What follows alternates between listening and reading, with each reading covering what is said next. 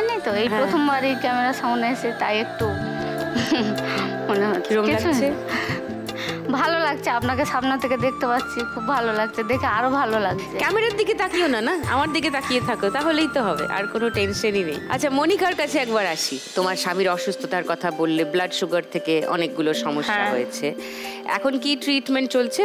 না, এখন ট্রিটমেন্ট করাতে পারছি না, তো বিড়ি বেঁধেই কোনো রকমের সংসারটা চালাচ্ছি। আমার স্বামীর কোনো চিকিৎসাই করতে পারছি না, কারণ ওনার অনেকগুলো প্রবলেম। ওনার এই চোখ অপারেশন করেছি 2.5 লাখ টাকার মতন ধার দেনা করে, কোনো টাকাই শোধ করতে পারিনি। তারপরে আমার সংসারও চালানোর মতন কেউ নেই, তাই ওনার চিকিৎসাও বন্ধ হয়ে আছে, কোনো কিছুই করতে পারছি না। তো আমরা সরকারিতে চেষ্টা করেছিলাম, তাই জন্য বাড়ি থেকে ওনাকে দেউলটিতে হাসপাতালে ভর্তি করে। সেখানে ওনাকে ভুল চিকিৎসার কারণে শরীরে খিঁচুনি চলে আসে, ভুল ইনজেকশন দিয়ে দেয়, ওখানে বলে দেয় পেশেন্ট আর ঘুরবে নি, বাঁচবে নি, কেউ মারা যাবে।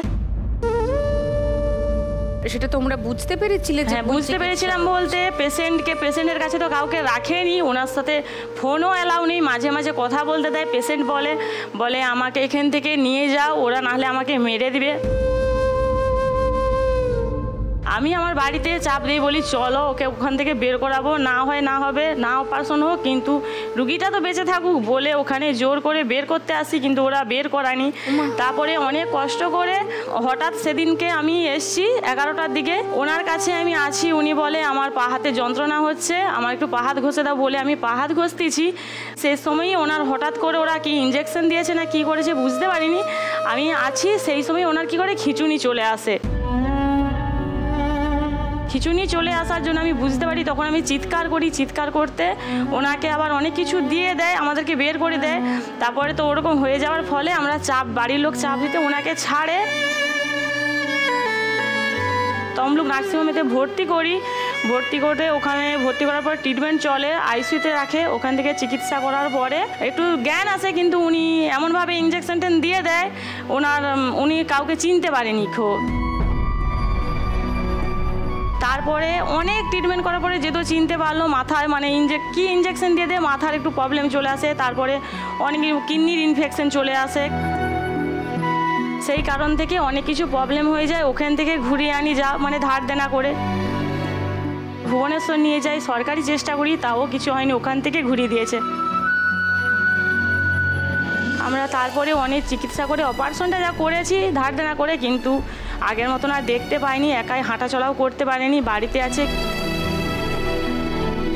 টাকার প্রবলেমের জন্য ওনার চিকিৎসাও করাতে পারছি না, কোনো রকমে বিড়ি বেঁধে সংসার চালাচ্ছি।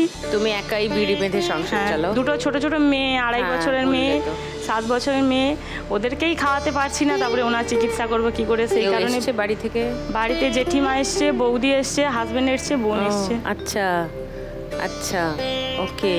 1 লাখ টাকা পেলে চিকিৎসা করাবে? চিকিৎসা করাতে চাই, তো তারপরে 2.5 লাখ টাকা যে ধার দেনা করেছি তারা তো শুনবে না, তারাও চাপ দিচ্ছে দেওয়ার জন্য, সেটাও দিতে পারছি না।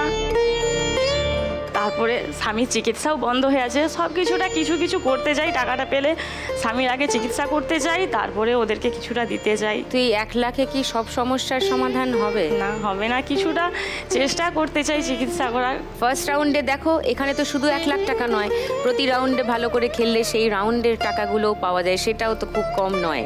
যদি ভালো পারফর্ম করতে পারো তাহলে তো অনেক টাকা শুধু রাউন্ড জিতেই পাবে।